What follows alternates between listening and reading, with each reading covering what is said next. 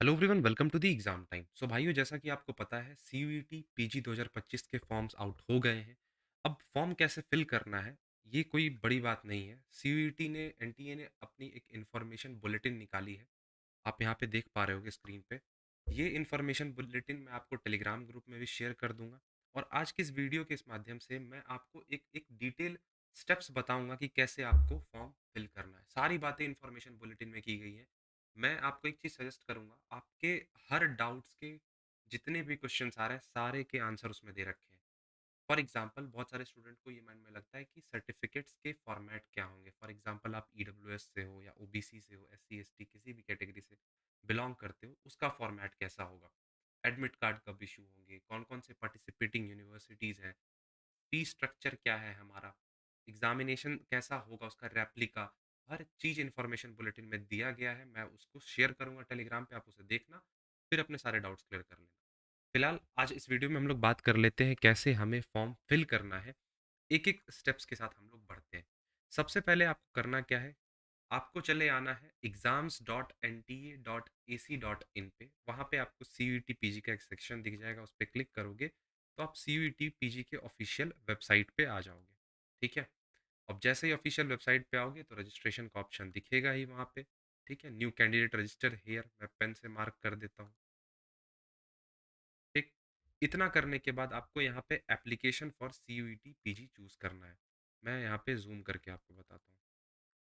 ये दिख रहा है application for C U T P G 2025 choose करोगे। उसके बाद यहाँ पे आपको क्या करना है, ये कहोगे सबसे पहली बात एप्लीकेशन नंबर हमें डालने को बोल रहा है। उससे पहले हमें करना होता है रजिस्ट्रेशन।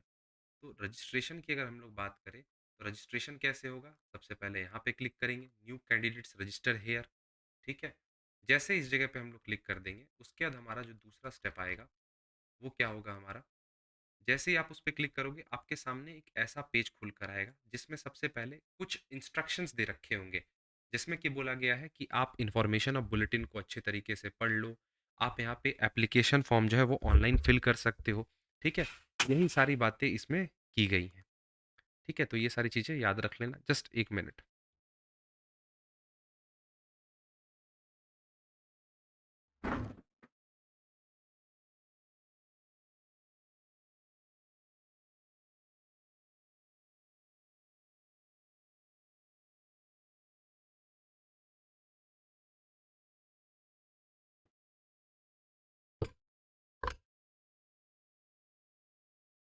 हाँ, तो यहाँ पे जैसे कि मैं बात कर रहा था कि यहाँ पे बेसिक प्रोसीजर्स दे रखा है। जैसे कि यहाँ पे देख पा रहे होगे, एग्जामिनेशन फ़ी की अगर मैं बात करूँ तो क्या एग्जामिनेशन फ़ी है वो बताया गया है। वैसे स्पेसिफिकली इसको इन्फॉर्मेशन बुलेटिन में भी बताया गया। मैं अगर आपको दिखाऊं, ऊपर पीडीएफ में ले जाऊं अगर अच्छे से, तो इन्फॉर्मेशन बुलेटिन अगर आप देखो, इसमें देखो फ़ी स्ट्रक्चर यहाँ पे क्लियरली बताया गया है क्या फ़ी स्ट्रक्चर होने वाला है।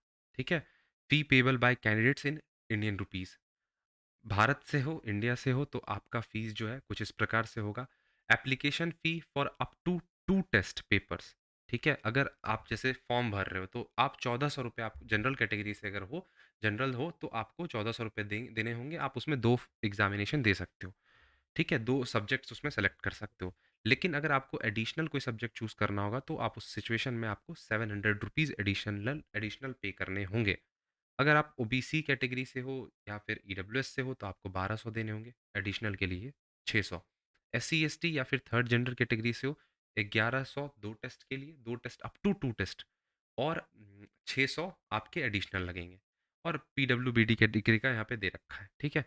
तो आप इसे देख लेना एक बार। तो ये हो गई फी स्ट्रक्चर की बात। अब हम आ जाते हैं कैसे हम फॉर्म फिल कर रहे थे, उसकी हम लोग यहाँ पे बात कर रहे थे। हम लोग इस स्टेप पे थे। ठीक है। तो ये करने के बाद आपको यहाँ पे बताया जा रहा है प्री पेमेंट आप किस तरीके से कर सकते हो। वही बेसिक सी बातें हैं। आप इसको क्या करोगे, यहाँ पे इस चेक बॉक्स पे क्लिक करना है, उसके बाद क्लिक हेयर टू प्रोसीड पे सिंपली हमें क्लिक कर देना है। इतना करने के बाद हमारे सामने कुछ इस तरह से लॉगिन का इंटरफेस खुल जाएगा। ठीक है, समझ रहे हो। अब यहाँ पे तुम्हें कोई चीज़ कुछ चीज़ें देखने को मिलेगी कि प्लीज़ सेलेक्ट, यहाँ पे जो भी कैंडिडेट फॉर्म फिल कर रहे हैं उनको यहाँ पे अपना आधार यूज़ कर सकते हो या कोई भी आइडेंटिटी प्रूफ यूज़ कर सकते हो। अगर आपके पास आधार है तो इस पे चेक कर दो, या डिजी लॉकर आईडी के माध्यम से करना चाहते हो या नहीं है डिजी लॉकर, या तुम्हारे पास एबीसी आईडी बनी पड़ी है। मतलब जो भी हो तुम अपना यहाँ पे चुन के कुछ भी एक चुन लेना यहाँ पे, उसके बाद क्लिक हियर टू प्रोसीड पे सिंपली कर देना आगे। ठीक है? उसके बाद अगर मैं तुम्हें यहाँ पे दिखाऊँ तो तुम्हारे सामने कुछ ऐसा खुलकर आएगा। अब देखो ये नॉन इंडियन पासपोर्ट नंबर ये दे रखा है, मतलब जिनके पास आधार वगैरह कुछ भी नहीं है, एबीसी आईडी नहीं है, वो नॉन इंडियन पासपोर्ट यूज़ कर रहे हैं, ठीक है? तो उनके लिए है यहाँ पे। सबसे पहले कैंडिडेट नेम है, जैसे यहाँ पे बताया जा रहा है, अंजलि एग्ज़ाम्पल दिया गया है, फिर उनके फादर का नाम राहुल है, मदर का नाम टीना है। आपकी जो भी डेट ऑफ बर्थ है, कोशिश करना सारी चीज़ें, कोशिश क्या सारी चीज़ें ही सही-सही फ़िल करना। अपनी नेशनैलिटी डालोगे, अपनी ईमेल एड्रेस, फिर उस ईमेल एड्रेस को कन्फर्म करना है, अपना जेंडर, सही-सही मोबाइल नंबर डालना, ओटीपी जाएगा उस पे। फिर उसके बाद कन्फर्म करना होगा, जितने भी जिस पे रेड मार्क किए गए मैंडेटरी हैं। अल्टरनेट नंबर डालना तुम्हारे ऊपर डिपेंड करता है।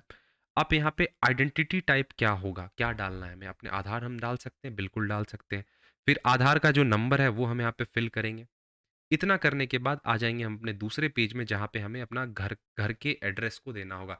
प्रीमाइसेस नंबर, किस लोकेलिटी से हो, सब लोकेलिटी क्या है, किस कंट्री से हो, स्टेट क्या है आपकी, डिस्ट्रिक्ट किस डिस्ट्रिक्ट से बिलॉन्ग करते हो और आपका पिन कोड क्या है। इतना करने के बाद आपको वही परमानेंट करेस्पॉन्डेंस वाला जो सीन होता है वो डालना है। उसके बाद आपको एक पासवर्ड बनाना होगा, स्ट्रॉन्ग पासवर्ड रखना, ठीक है? उसके बाद आपसे कोई सिक्योरिटी क्वेश्चन पूछा जाएगा। इन केस पासवर्ड भूल जाते हो तो आप रीसेट करने के लिए इस सिक्योरिटी क्वेश्चंस को इस्तेमाल कर सकते हो। सिंपली सिक्योरिटी क्वेश्चन पूछा, आपने आंसर दिया और आप पासवर्ड रीसेट कर सकते हो। फिर कैप्चा फिल करना, जो भी यहाँ पे लिखा होगा, और सबमिट पे क्लिक कर देना। अब इतना होने के बाद यहाँ पे तुम्हें एक प्रीव्यू देखने को मिलेगा, जिसे कि तुम रिव्यू कर सकते हो कि तुमने जो भी डिटेल्स अभी भरे हैं, क्या वो सही है? अगर सही है तो ठीक है, सबमिट करके सेंड ओटीपी पे क्लिक करेंगे। लेकिन अगर गलत है तो एडिट पे क्लिक करके उसमें हम चेंजेस कर सकते हैं। जैसे देखोगे यहाँ पे एडिट रजिस्ट्रेशन फॉर्म लिखा आ रहा है। अगर तुम्हें लग रहा है कुछ तुमने गलत फिल कर दिया तो इस पे क्लिक करना और उसमें चेंजेस कर लेना। अब यहाँ पे देख पा रहे होगे कैंडिडेट का नाम, फादर नेम, मतलब इसे तुम्हें चेक करना होगा। ये यहाँ पे एनटीए बोल रही है कि आप ये वेरीफाई करो कि आपने ये जो भी डिटेल्स भरे हैं ये सारे सही हैं। इन सब चीज़ पे चेक करके आई एग्री पे क्लिक करना है और सबमिट एंड सेंड ओटीपी पे क्लिक कर देना है। इतना हो जाने के बाद आपके ईमेल पे भी ओटीपी जाएगा, ठीक है? वो ईमेल पे ओटीपी डाल के वेरीफाई कर लेना। क्लियर है? इसके बाद आपका हो जाएगा रजिस्ट्रेशन वेरीफाई। अब आपको एक एप्लीकेशन नंबर अलॉट हो जाएगा, जो कि आपके ईमेल एड्रेस पे जाएगा। अब उसका इस्तेमाल करते हुए हम लॉगिन कर सकते हैं, ठीक है? अब कुछ नहीं करना है, सिंपली ये जो देख रहे हो पेज, यहाँ पे अपना एप्लीकेशन नंबर डालोगे और पासवर्ड जो तुमने बनाया होगा वो, और कैप्चा फिल करके आगे की ओर प्रोसीड कर जाएंगे हम। प्रोसीड करने के बाद हमारा कुछ इस प्रकार का एक विंडो हमें देखने को मिलेगा। मतलब हमारा एक ऐसा डैशबोर्ड बन जाएगा, देख पा रहे हो हर एक चीज़, जिसपे हर एक स्टेप होगा। सबसे पहले रजिस्ट्रेशन हमने कर लिया, उसमें कंप्लीट शो कर रहा है हमारा। फिर उसके बाद एप्लीकेशन फॉर्म, फिर फ़ी पेमेंट, ये होगा। ठीक है? कंप्लीट एप्लीकेशन फॉर्म पे क्लिक करोगे, उसके बाद तुम्हें सारे डिटेल्स चुनने होंगे। जैसे कि ये सारी चीज़ें तो तुमने फिल कर दी थी, तो इसमें तुम्हें चेंजेस नहीं करने हैं। कैप्चा फिल करके आई एग्री करके आगे बढ़ जाना है। ठीक है? हुँ।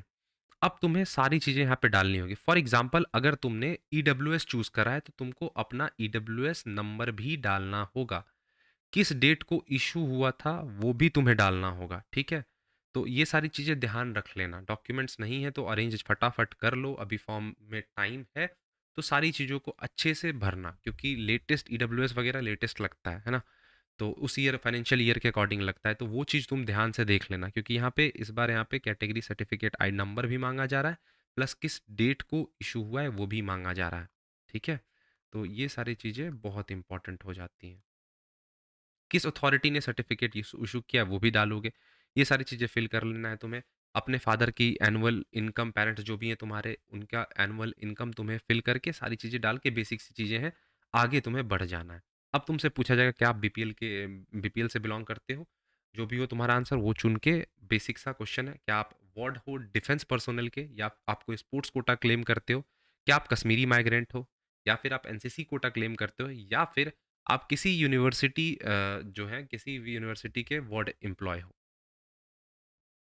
मतलब वार्ड हो किसी यूनिवर्सिटी एम्प्लॉय के। कैप्चा डालना है, फिर से आगे और बढ़ जाना है। अब आपको यहाँ पे चुनना है एग्जामिनेशन सेंटर। एग्जामिनेशन सेंटर बड़े ही ध्यान से चूज करना। उससे पहले तुम्हें यहाँ पे देख पा रहे हो टेस्ट पेपर चूज करना होता है, जैसे कोड दे रखा है ACQP01, कॉमर्स का COQP08 होता है, ठीक है, वो भी मैं तुम्हें दिखा दूंगा। अब यहाँ पे ये टेस्ट पेपर चूज कर लिया, अप्लाइड किसके लिए किया था ये दिख रहा है। फर्स्ट सेंटर तुम चुन लेना। फॉर एग्जांपल तुमने उत्तराखंड में तुम्हारा तुमने स्टेट चूज करा, यहाँ पे तुम्हारा उसका सिटी तुमने चूज कर लिया। फिर तुम्हारा सेकंड उत्तराखंड ही है, थर्ड उसी में तुम्हारा सिटी ये हो जाएगा। दो चॉइस दिया जा रहा है। फादर की एजुकेशन पूछी जाएगी, ऑक्यूपेशन पूछी जाएगी, सेम मदर की एजुकेशन और ऑक्यूपेशन तुमसे पूछी जाएगी। फिर से कैप्चा फिल के आगे की ओर बढ़ जाना है। अब क्वेश्चन पेपर का कोड यहाँ पे तुम्हें दिखाई देगा, ठीक है। उसमें तुम्हें चूज करना है किस यूनिवर्सिटी के लिए तुम अप्लाई कर रहे हो, ठीक है। अलग अलग कोड्स दे रखे हैं, जैसे कि यहाँ पे तुम COQP0 मैंने बोला ना कि अप टू 2 तक तुम्हारे 14 साल लगेंगे, तो तुम चाहो तो 2 कोर्सेज के लिए भी अप्लाई कर सकते हो। सिंगल कोर्स के लिए यहाँ पे कोई अलग नहीं दिया गया कि मुझे सिर्फ एक में ही करना है तो क्या पैसे कम लगेंगे। The answer is no. 1400 जो रजिस्ट्रेशन फॉर्म है तुम्हें वो भरना है, तुम चाहो तो तुम्हारे चॉइस है 2 कोर्सेज के लिए जा सकते हो। अब यहाँ पे कोर्स कोड चुन के तुम्हें किस यूनिवर्सिटी के लिए अप्लाई करना है पर्टिकुलरली, वो सारी डिटेल्स तुम्हें यहाँ पे फिल करनी होगी, ठीक है। आगे बढ़ोगे, अपने 10th की सारी डिटेल्स डालना। 10th में क्या क्या सारी डिटेल्स लगेंगी, कोर्स स्ट्रीम क्या था तुम्हारा, किस बोर्ड से तुमने करा है, कितने रिजल्ट मोड क्या परसेंटेज फॉर्म में था या CGPA, टोटल मार्क्स तुम्हारे कितने थे, तुम्हें कितने आए, परसेंटेज क्या बना। सिमिलरली 12th पे भी चीज़ें अप्लाई होंगी और तुम्हारे ग्रेजुएशन पे भी चीज़ें अप्लाई होंगी। इतना करने के बाद तुम्हें बढ़ जाना है सेव एंड नेक्स्ट पे क्लिक करके आगे। अदर नेशनल अगर तुमने कोई एग्जाम दे रखा है तो यस करोगे तो ऑप्शन भरने का आएगा, नो करोगे तो सिंपली कैप्चा फिल करोगे, आगे आ जाओगे। अब तुम्हें अपलोड करना है फोटो और साइन।